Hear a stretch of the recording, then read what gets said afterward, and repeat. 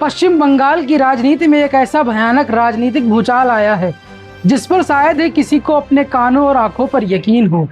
जरा सोचिए, जिस ममता बनर्जी के नाम से कभी पूरे देश में एक हलचल हुआ करती थी, जिन्हें पश्चिम बंगाल का सबसे अजेय योद्धा माना जाता था और जिनके प्रधानमंत्री बनने तक की चर्चाएं जोरों पर थी,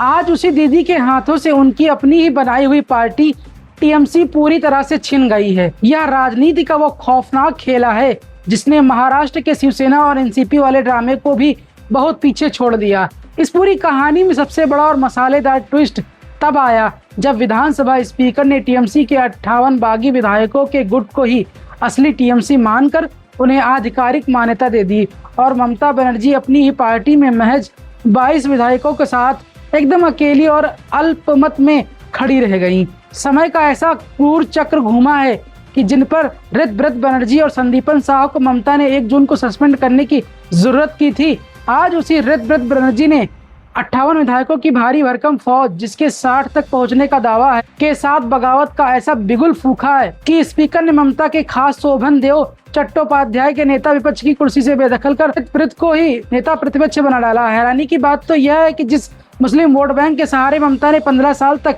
एक छत्र राज किया, आज उसी के 17 मुस्लिम विधायक मालदा और मुर्शिदाबाद वाले उनका साथ छोड़कर बागियों के पाले में जा बैठे हैं। इस पूरी महाबगावत का सबसे बड़ा और दर्दनाक शिकार बने हैं अभिषेक बनर्जी, जिन्हें इन बागियों ने आते ही पार्टी से इस तरह से बाहर फेंका है जैसे दूध से मक्खी निकाली जाती है। बागी गुट ने अभिषेक को सरेआम जलील करते हुए कहा है